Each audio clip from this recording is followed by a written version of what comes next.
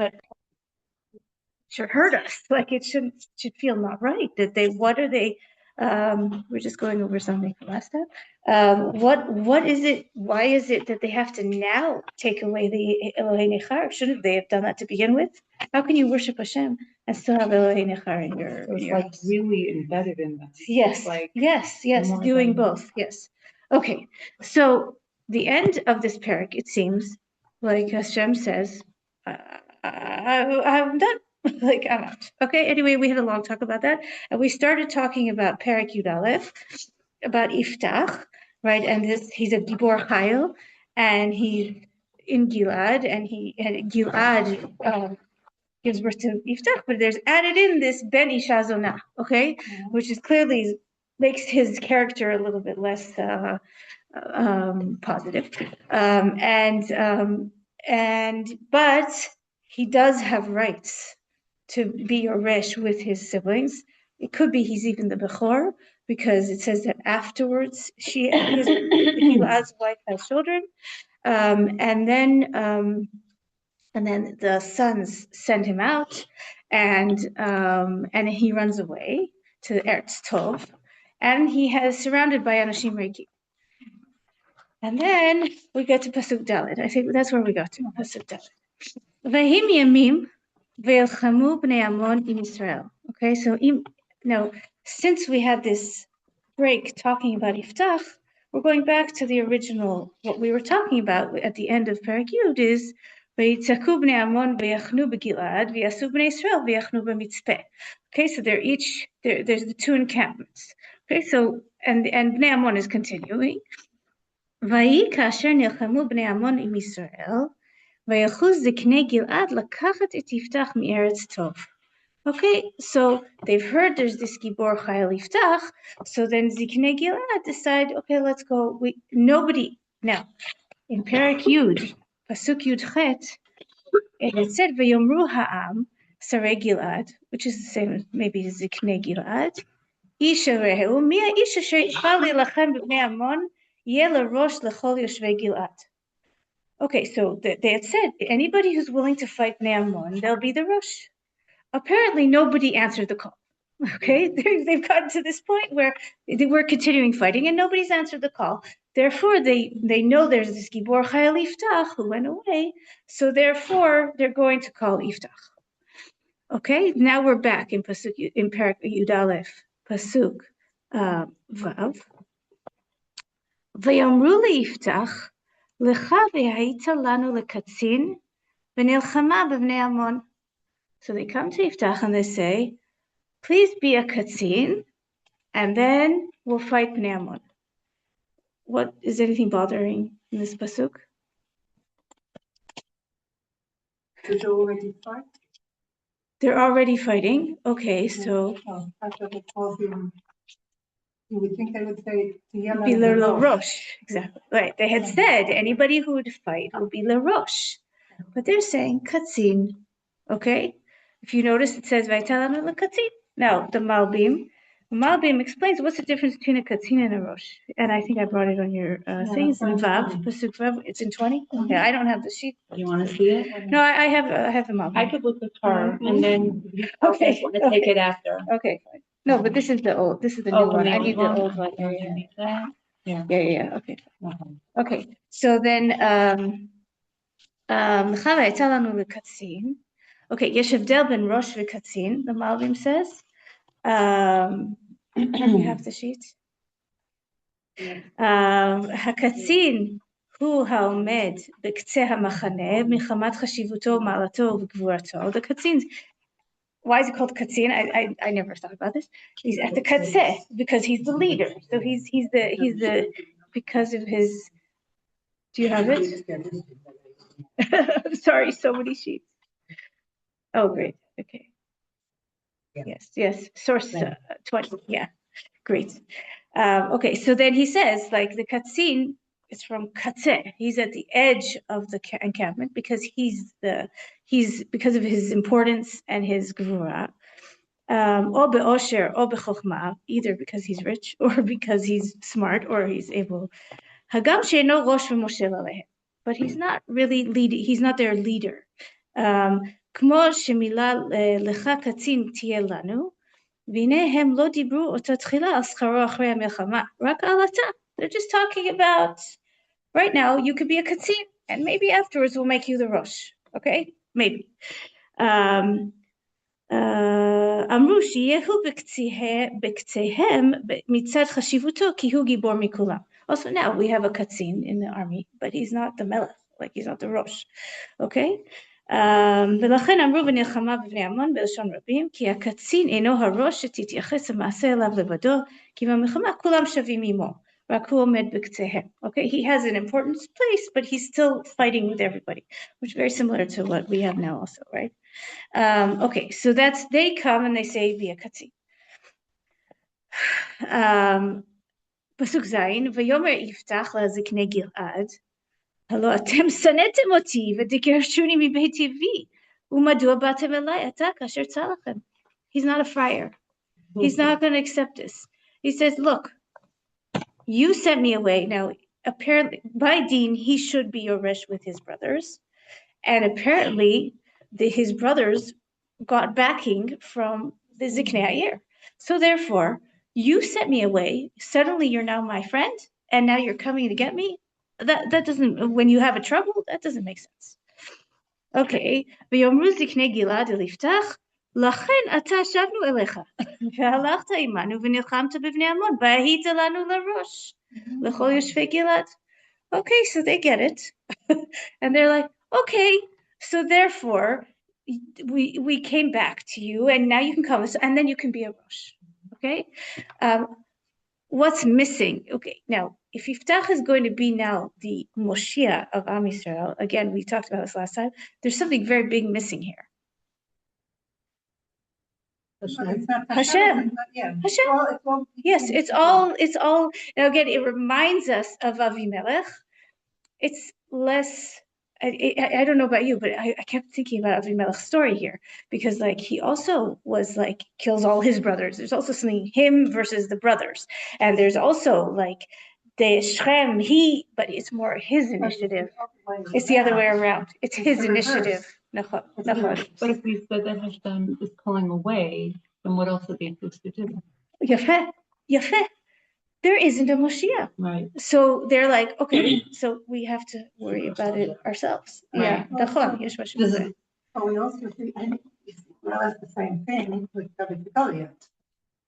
When they say, you know, who's the Gibor that's going to come and save us from this predicament? That's true. That's true. When you don't have, Yeah. So, but also it's as if they're telling him also, you'll be the Rosh if you succeed. Yeah. If you survive. Right. And you'll see he's not done. You'll see he's not done with this. Right. Because in the end, we're going to see that Basof, he's king before. He's not king, he's Rosh before. Okay. So, but basically, we're seeing, this is our first introduction to Yiftach. And this is Yiftach's strength. It's using his mouth. Okay, he's able Yiftach be right, but he is able. He knows how to negotiate, and he knows how to use words. And we will see that he also uses his speech in a bad way, in another way. Who killed all his brothers? Yeah. When his brothers got up against him, he just left. No, I think there's a positive. So he doesn't want to get into a fight. He doesn't like it, even though he's not as bloody as Avimelech, right? And he's not. He wants to be Rosh, but he's doing it in a much more like negotiating way rather than not the koach. Not the koach. Okay. All right. So then they. Okay, but then what does Yiftach say back to them? Pasuk Tet. ויאמר יפתח אל זקני גלעד, אם משיבים אתם אותי להילחם בבני עמון, ונתן השם אותם לפניי, אנוכי יהיה לכם לראש.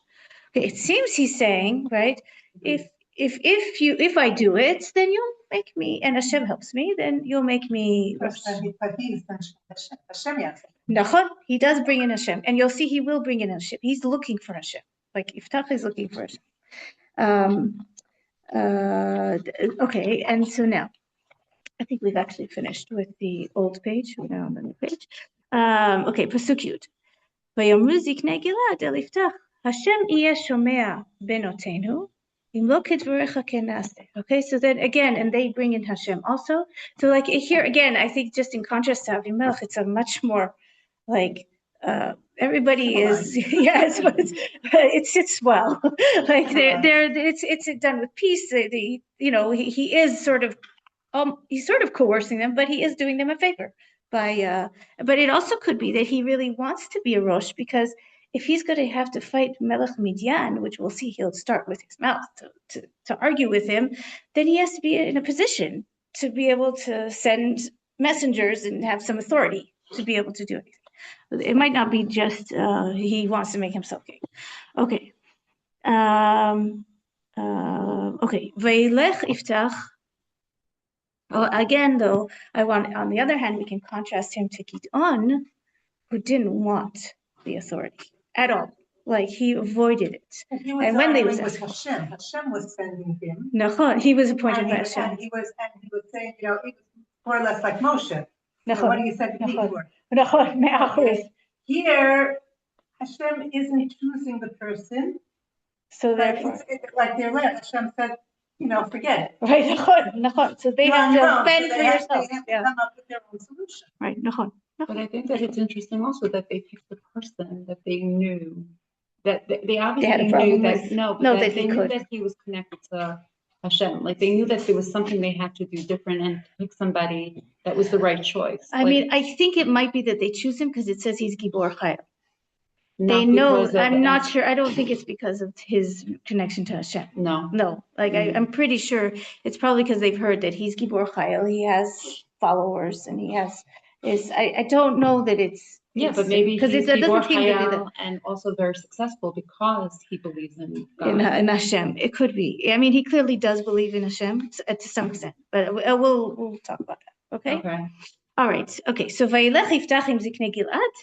וישימו העם אותו עליהם לראש ולקצין, both, okay, in the end, וידבר יפתח את כל דבריו לפני השם במצפה, okay, so, and maybe this וידבר יפתח את כל דבריו is, later we're going to see that with Shmuel, is that when they set him up as a shofet, he sets up the t'naim of his agreement of he's going to be their rosh, and what does that mean? So I wanted to look on the map just to show you where Mitzpeh is. That's what you didn't find it. Okay, so on Kuf Kaf Aleph, that side, the side you were looking at, in the middle, you see there's Mitzpeh Gilad. Okay, that's probably the Mitzpeh. There is also, Mitzpeh is mentioned a few times. The Radak talks about the Mitzpeh. Did I bring the Radak? In 4. Mitzpeh Gilad, there is another, there probably are 2 mitzvahs. There's a mitzvah where Shmuel meets with everybody, which is much closer. Some people say it's in Nebi Samuel. Like some people say that's where it is. It's the other side of the Jordan and close to Yerushalayim, like more somewhere between in the Ephraim Binyamin area. But this mitzvah was an important mitzvah, and let's look in 4 Radak. Lifnei Hashem b'mitzpeh, that's in the new sheets in 4, Radak and Shoftim. B'makom shehaya sham beito, that's where Yiftach lived. We're going to see later that he comes to mitzpeh his home. כמו שאמר, ויבוא יפתח מצפה אל ביתו, ומה שאמר לפני השם, כמו שאמר השם יהיה שומע בנותינו, או לפי שהשכינה שורה בישראל, במקום שיתקבצו, either because they're all there. Okay? או, הטעם כמו שפירשתי בספר יהושע, כי הוא המצפה שנועדו המלכים להילחם עם יהושע, there was a mitzvah also with יהושע, ומפני התשועה הגדולה שהייתה שם, היה המנהג בישראל לקבץ שם. Because that was the place that he had this tshua, then that became a mark where everybody would come to. והיה שם מזבח ובית תפילה, ולאותו מצפה הלכו אנשי גלעד עם יפתח לדבר שם דבריהם לפני השם במצפה. Okay, so it could be that this is just where they usually gathered. Again, there probably is another mitzvah that is on the other side, closer to Yerushalayim. What? Like an Indarta, yeah. So, but he's saying more than an Indarta even here, it seems it was also like a Mizbech. Remember, we can do Bamot at this stage. But, oh wait, no, you can't. Not when there's, not when it was in Shiloh. You couldn't do Bamot, yeah. But, That's also not fair. what? So, That's also not a good thing. so maybe it's not good that they had some sort of, yeah, I'm going to look into that. I need it. Okay, this is my, okay, great. I'm going to look into that, because I think the Bamot were Asur when it was Shiloh. Bamot Mutar.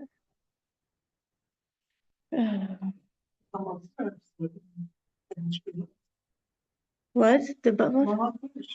Yeah, I think that they were Asur. Yeah, and then again, it was happening. There was Pesel Micha, and there were things that happened, but they're definitely that is interesting if they had a Mizbeach here. Okay, so anyway.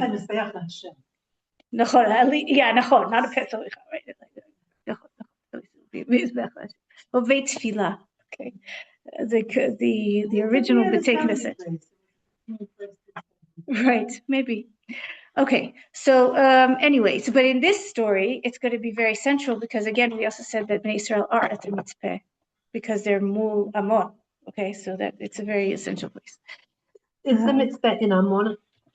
Where is Ammon exactly? Oh, where's Ammon? Good question.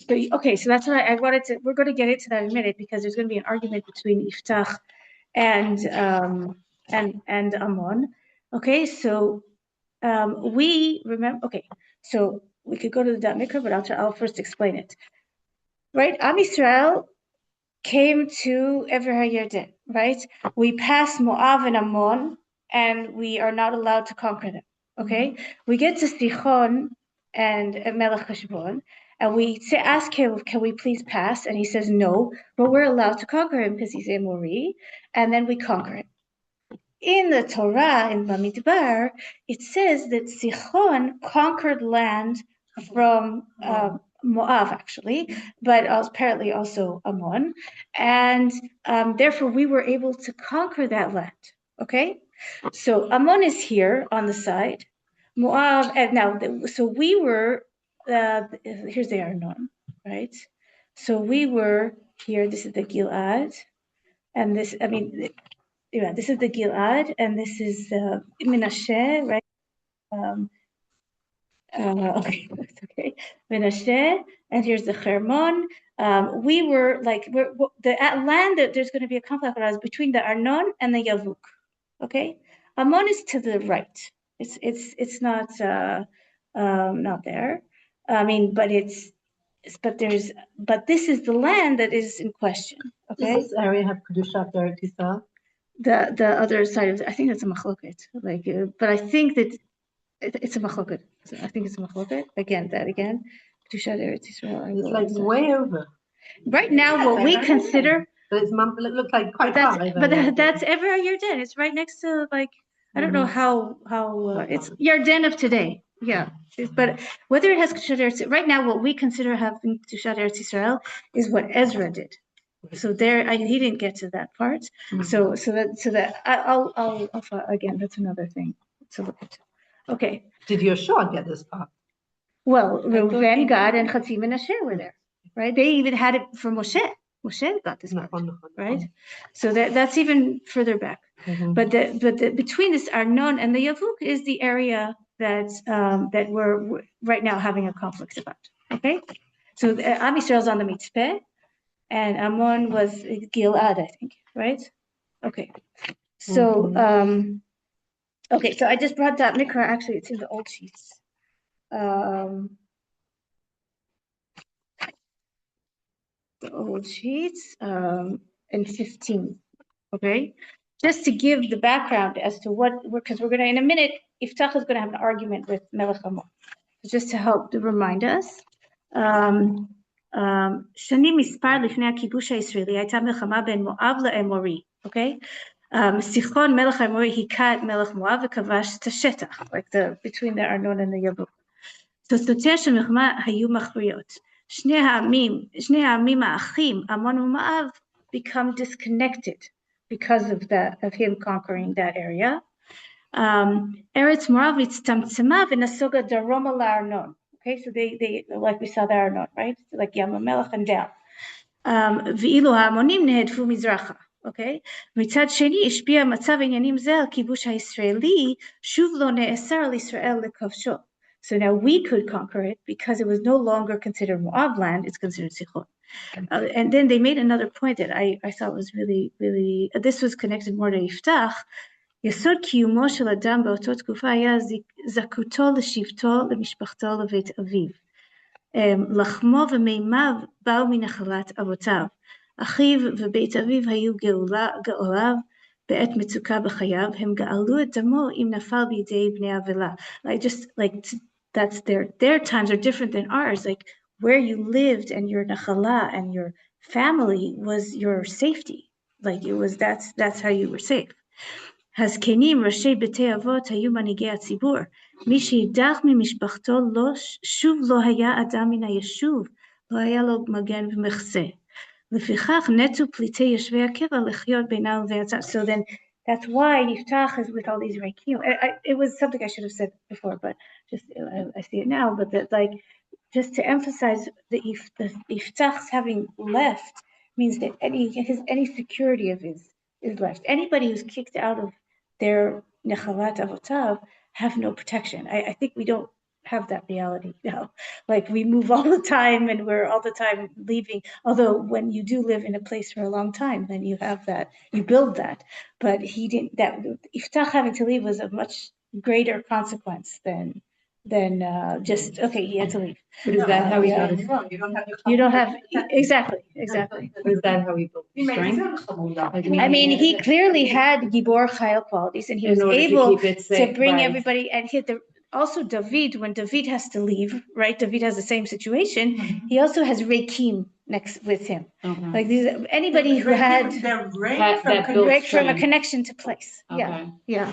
So that was just to give a little background. But back to, so anyway, so that was the background as to now we're going to read what Yiftah says to Melech Amon and understand it a little more. Okay. Okay, so Vaishlach Yiftah Malachim el Melech Bnei Amon le'emor. Ma li'ifilach ki bata alai lilachem be'artzi. Okay, so Amon is standing at war, and then Yiftah does something that we actually don't see so much of up to now in Tanakh. And he starts with diplomacy. Like, why are you fighting me? I mean, we definitely didn't see it in Shoftim and in Yoshua. Why are you fighting me? Like, what do we have? Well, we didn't bother you. Like, why are you coming to fight me? Okay. I actually heard a shir, and I thought this is a really interesting idea, is that why does Yiftah start with diplomacy? Maybe because he doesn't know if Hashem is with him. He unlike the other Shoftim, he doesn't have that guarantee of like, and if he doesn't know if Hashem is with him, then will he succeed? Like the other Shoftim they were chosen by Hashem. They had this, they knew what they had to do. They had a security. And so maybe that is, Yiftah is starting with this. First of all, it's his strength, but also because is Hashem with me or not? We go through this every time. Like this is like every single time. It was a thing in Yoshua's time and even Moshe's time. They could reach out and they can give the opposing person, the option of being their Avadim, being subservient to Israel, or to fight. Those who said they were subservient, they didn't fight them. I mean, mostly Yoshua didn't do that in the text. Mostly Yoshua, Rav Meidan has a whole thing about this, that he says that they could have. Like they did send shlichim like this. It definitely did happen. But most of them didn't accept it. So that is an option. And I agree that it's not a for sure that Yiftah is doing this because he's insecure, but it is also actually an interesting explanation why he made the neder before he goes to war. Okay, so it was just something I wanted to just put out there because I think it's an interesting idea. And it is true that Yiftah has less guarantee that Hashem is with him. Remember Gidon and how many otot he asked for and how many, Dvorah, she's a neviah, she knows, like there's a certain certainty that Yiftah might not have. Okay, and we're going to see it does say that Ruach Hashem is with him, but I just want to say it already because it's an interesting idea to think about as we're reading through. Okay, now, Pasuk Yud Gimel. Vayomer Melech Bnei Ammon el Malachei Yiftah, ki lakach Yisrael et artzi ba'aloto miMitzrayim me'Arnon ad hayabuk ve'ad hayarden ve'ata hashiva etahem b'shalom. Okay, I want my land back. You took my land. We're going to see 300 years ago. You took my land 300 years ago. I want it back. When you came from Mitzrayim, you took it. I want it back. And if you do that, fine. I'm okay. Vayosefu Yiftach v'yishlach malachim el melech bnei Ammon. Okay, and he sends messengers back. Pasuk Tedvav. Vayomer lo ko amar Yiftach. Okay, so this is we're going to go through the Malbim, who says that he has 4 arguments. Okay, so let's go through the arguments. Ko amar Yiftach lo lakach Yisrael et eretz Moav et eretz bnei Ammon. Ki be'alotam miMitzrayim vayelech Yisrael b'midbar ad Yam Suf vayavo Kadesha. Okay, I'm going to give you my history lesson. And we didn't take your land. That's the first Tana. We did not take your land. We came to Kadesh when we came through the Midbar. Vayishlach Yisrael malachim el melech Edom ve'amor avor na ba'artzecha ve'lo shama melech Edom ve'gam el melech Moav shalach ve'lo ava vayishev Yisrael b'Kadesh. We sent messengers. Can we go through your place? And we didn't. They didn't let us. וילך במדבר, ויסוב את ארץ אדום ואת ארץ מואב, ויבוא ממזרח שמש לארץ מואב, ויחנון בעבר ארנון, ולא באו בגבול מואב, כי ארנון גבול מואב. We did not touch Moav and Edom's land. Interesting that we're talking about Moav, and it's Ammon that's making the argument, but apparently, yeah, they're brothers. Yeah. וישלח ישראל מלאכים אל סיחון מלך האמורי, מלך חשבון, ויאמר לו ישראל נעבור ענה בארצך עד מקומי, ולא האמין סיחון אל ישראל, עבור בגבולו, ויאסוף סיחון אל כל עמו, ויחנו ביעצה, וילחם עם ישראל. Okay, so here the Malbim says, and I brought him in 5, right? So that the first Tana was, we didn't take anything. לא לקח מארץ, and 5, כה אמר יפתח, טען 4 טענות, א', שישראל לא לקח מארץ מואב ובני עמון מאומה, אוקיי? כי הוא אין לו טענה רק אם היו לוקחים מידו, בלי אמצעי. He took through somebody else, but we never directly took any land from you. טענה ב', הארצות שהזכיר כבשו מסיחון, שהיו אז תחת ממשלתו. We didn't get it through Moab, we got it from Sichon. Okay, so then he describes all of Sichon, right? And then Gimel. Okay, so we haven't read Gimel yet. So that's the second Tana. This is Sichon's Bichlal. There's nothing to do with you. Vayiten Hashem Elokei Yisrael et Sichon et kol amo biyad Yisrael v'yakum v'yiras Yisrael et kol ha'eretz ha'emori yoshev ha'eretz hahi. That's how we got it through Sichon. Vayirshu et kol gvul ha'emori mi'arnon v'ad yabuk u'min ha'midbar v'ad ha'yarden. ואתה השם אלוקי ישראל הוריש את האמורים מפני עמו ישראל ואתה תירשנו. הלא את אשר יורישך כמוש אלוהיך אותו תירש ואת כל אשר הוריש השם אלוקינו מפנינו אותו נירש. Okay, so here we get to a little bit of a different Tana, right? First we had, I didn't take anything from you. Second, it was Sichon's. It maybe came out, he conquered it, but it's Sichon's. And third is, רצה לומר, הלא מלחמת ישראל בעת ההיא היה עניין אלוקי, וכל העמים ידעו זאת, כי השם הורישם, ועם השם, שכל הארץ שלו הוריש את האמורי, איך אתה תירשם? We got it from God. Like, this is our land. So therefore, how can you argue with God?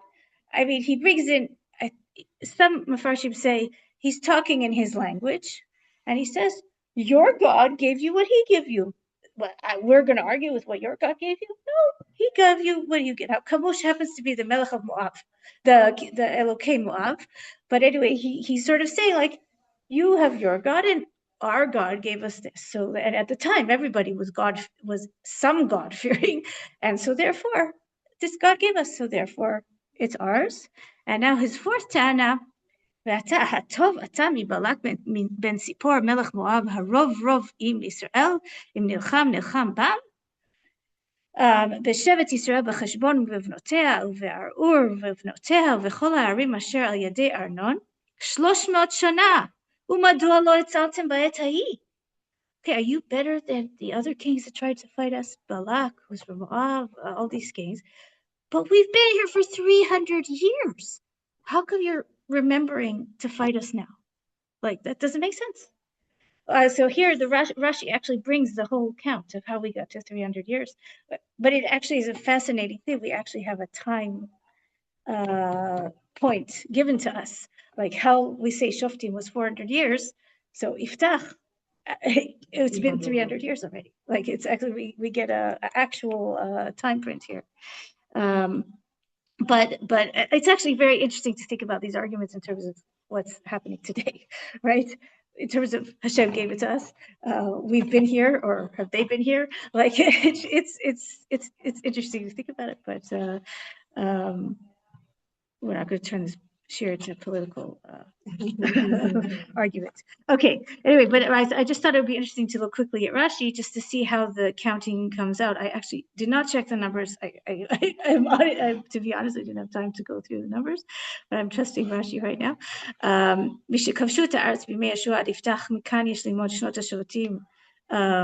They had 300 years. Shaninu beseder olam, Yehoshua pernes et Yisrael 28 shana. And we didn't know how to get to that timing, but that's the Masoret. Otniel 40 shana, Shnei Shiabud Kushan Rishatayim, which is included in Otniel's time. Ehud ben Gera was 80 years. 18 years Shiabud Sheleglon, Betocham. They're including that in the 80 years. Harei 148 shana. Dvorah 40 shana. ושני שיעבוד יבין בתוכם, הרי 188. אחריו 7 שנים של שיעבוד מדיין, ו40 של גדעון, ו3 של אבימלך, הרי 238 שנים, ואחריו 23 של תולה, ו22 של יאיר, אלא שעלתה שנה אחת לשניהם, ו18 של בני עמון, עד שלא בא יפתח, הרי 300. Okay, so it's actually really interesting to have that time mark. But can I tell you something? I mean, something you say that it's interesting that it parallels with what we're going through now. I feel that everything that we learn in Tanakh is a message for us, even for today. Now. Yeah, and I feel that the concept that we see that where Am Yisrael was before this all happened, and that it's challenging you on having your own land. Like this is a message, like where we stand. There are going to be challenges. No, but also that we have to work on ourselves and better ourselves, because then our land is not being proven that it belongs to us. So I feel like these are lessons. No, mamash. No, and also I think the message of Shoftim that when things happen to us, it's God talking to us. Like I think is a very good exactly message. Yeah. Okay. So he has this 300 argument. And then he ends with ואנוכי לא חטאתי לך ואת עושה אותי איתי רעה להילחם בי ישפוט השם השופט היום בין בני ישראל ובני בני. Okay, so he said, I haven't done anything to you, there's no reason you should be attacking. So how does Melech Ammon like this? ולא שמע מלך בני עמון אל דברי יפתח אשר שלח אליו. He's not impressed.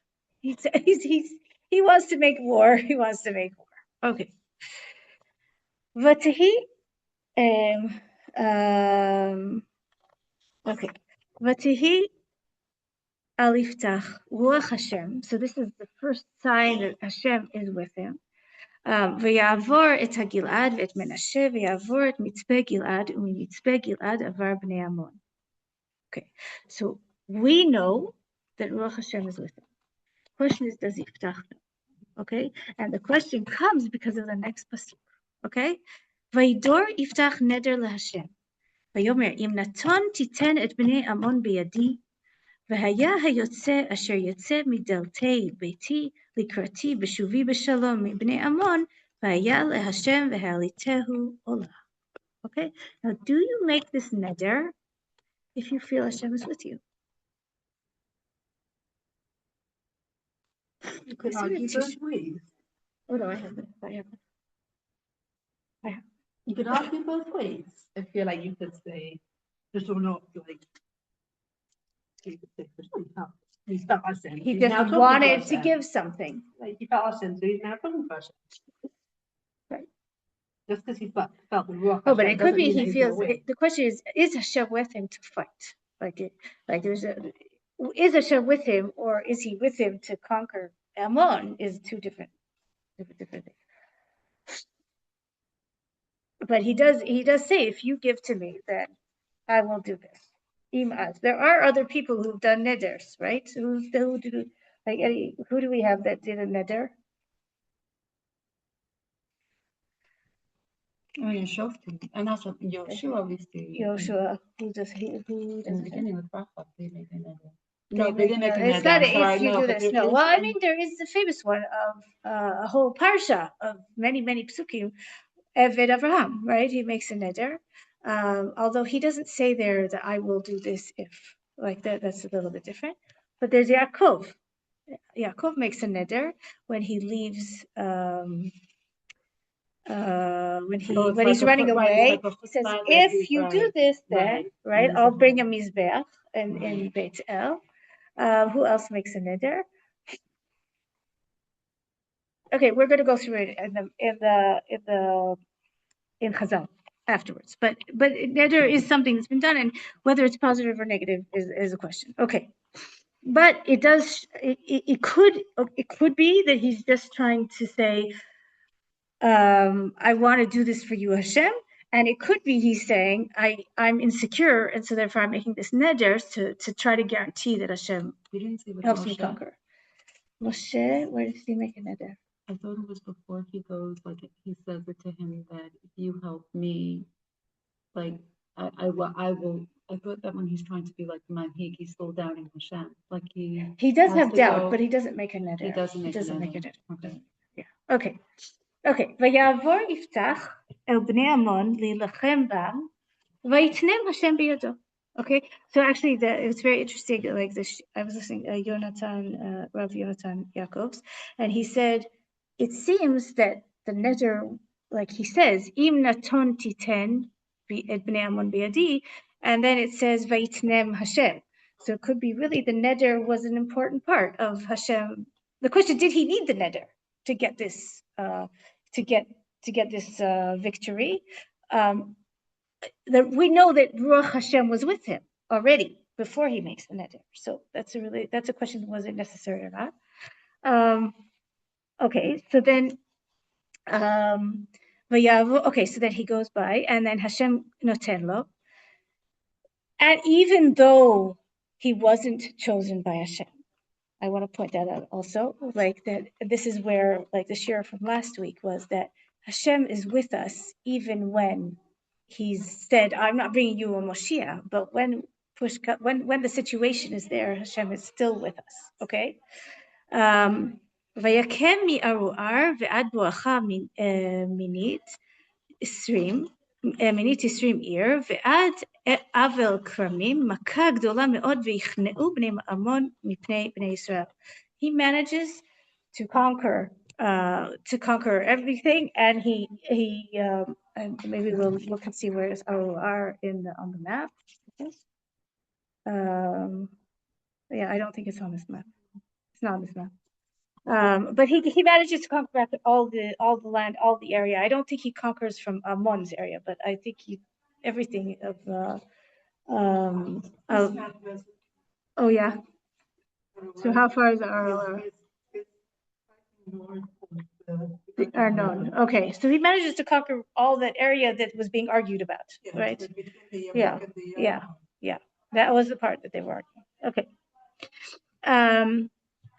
ויבוא יפתח המצפה אל ביתו, והנה ביתו יוצאת לקראתו בתופים ובמחולות, ורק היא יחידה אין לו ממנו בן או בת. Okay? And who is the first, what did he say in his neder? The first person to go out of my delet, when I come back, Ha'eltiu le'olam. Right, nachon. Right, that's a question. What was what did he think? animals. Okay, so that's Chazal. That is Chazal, that they say that maybe he thought it was one of the animals. Well, your animal doesn't come to reach you. Not just that. So that Chazal also say. So Chazal also say. No, there. That's right. There are things that are allowed. נכון. לא נכון. מה שיצא. No, but the truth.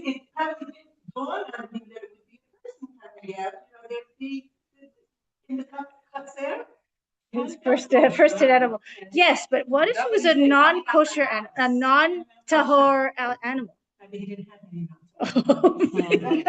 But you can't bring them as olot. You can't bring them as olot. That's what Chazal say, that like there's something like wrong here. There's something wrong here. And actually somebody actually says that it could be that also the way Yiftah serves Hashem might not be, it could be the way we do Avodah Zarah, like meaning like I want to sacrifice something for you, which was very common at the time. And then, just as maybe he felt that, Moab worships Kamosh, and so we worship God in the same way, but that's not really how we're supposed to be. Like, we believe God is the only God, but it could be that he had a distorted view of how we serve Hashem, but okay. Again, Chazal do put him, they don't. Okay, we'll look at Chazal in a minute. Okay, if we have time. How are we doing time? Oh no, we don't have time. Okay. All right, so maybe we'll stop. We'll go into this story. Okay. Well, you don't want to. All right, we'll do a few more psukim. We'll find out what happens. It doesn't get better. Okay. You could have left us in the middle. Okay. Pasuk 11. Hey, vehi kiroto ota vayikra et bgadav vayomer biti achra hachrotani ve'at ha'it be'ochri ve'anochi patziti pi el Hashem ve'lo ochal lashuv. And he sees her, and he is clearly be'evel, and he tears his clothes, and he said, "At ha'it be'ochri, you, because of you, I will." Remember, this is again, he described this very nicely. Yaakov is like, this is Yiftach's moment. He was in the Rekib. This is his moment to change his destiny. As he called it, Cinderella. Like it's his opportunity to enter society and be the leader. And then the worst thing happens. Like he in his head, he has to kill his daughter now. Like, or whether we'll go into the next time. What exactly what actually happens or whatever. But anyway, and he, it's interesting. He says v'atayit b'ochri, and then she says back to him, v'tomer lav avi patzita et picha el Hashem aseli kasher yatsa mipicha acharei asher asa lecha Hashem nikmot mi'oivecha u'mibnei Ammon. And she's like, this isn't about me. You opened your mouth to Hashem. Hashem did what he said he would do for you. Now you're going to have to do whatever you promised Hashem with your mouth. And then Vatomer. Okay, wait a second. Why is she talking again? Right? So there's this whole thing that when there's two Vayomers in a row, there was a pause. Like what Yiftah does not answer. He doesn't. Yiftah, who is Mr. Speech, has no words. Okay, and even here, his words are not. He doesn't have good words. And then she says, "Al elavi v'tomer elavia yaseli hadavar hazeh harped mimeni shnayim chodashim ve'elecha v'yarati el ha'arim v'evke abetulai anochi v'rayotai." Okay, so give me 2 months. I'm going to go to the harim and I'm going to cry on my betulot. Now this is why. There are Mefarshim who say that he didn't kill her. She was just put in a house to be like a nun. Okay, she wasn't allowed to marry, because they say is like obviously Yiftah could not have promised to bring an olah of a person, so therefore he was saying that either this is the Radak's father says this. we can look at it. I'm just saying it briefly to give you some nice thought. That he was saying either I'll bring as an olah or I will dedicate to Hashem whatever it is. Okay, so that Nachon, it's not Jewish, and actually, I think the Radak brings somebody brought it, but now maybe is that they actually made nunneries named after Bat Yiftah. Like this was a story that the Christians knew, and like it's like a source for nunnery. Like so Nachon, it's not a Jewish concept anyway, but it's better than the other option. Okay, I'm just saying that. Okay, pasuk lamed chet veyomer lechi. Again, Yiftah, Mr. Words says lechi. Okay, doesn't have more to say. Vayishlach ota shnei chodashim v'telechi v'ra'ateh v'tavach al betuleha el ha'arim. ויהי מקץ 2 חודשים, ותשב אל אביה ויעש לה את נדרו אשר נדר, והיא לא ידעה איש, ותהי חוק בישראל. I'm just reading it through so you guys are not left hanging. We'll go into this more. We'll go back to these psukim afterwards. מימים ימימה תלכנה בנות ישראל לתנות לבת יפתח הגלעדי 4 ימים בשנה. Okay, so it doesn't end well, but it could be like Rav Yonatan Yaakov was very, very sweet. He said, maybe the Katuv just didn't want to go into detail. Yes, it was just too difficult. It's bad enough what we think about, and we'll go into the machloket, what actually happened, and how Chazal see this whole neder next time. It could be that he did sacrifice her. Yes, Chazal say that, and Radak ends with what he says from his father with v'masoret Chazal b'yadinu ve'anachot tzachim l'kabla. Like there is a strong opinion that says that he actually did, but there are people, because of this emphasis on the betula, there are those that say she just wasn't able to marry. Okay, so well, we'll continue next week. Sorry to end in such a it's not the nicest story, but it's interesting, right? It's different, yes. It gives you food for thought. Mamash. Isn't there a concept of being able to annul neder, like meaning? So we'll go into that. There's a lot of that was yours that I took. Yeah. So all that we'll discuss next time. And we'll also discuss how it might be connected to the next chapter. Okay, fine. So we started.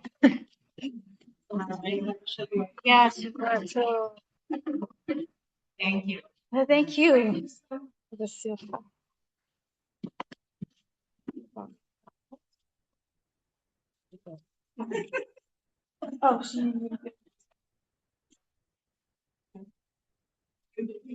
And thank you for taping the shiur. Yeah. I still yeah. on the trip.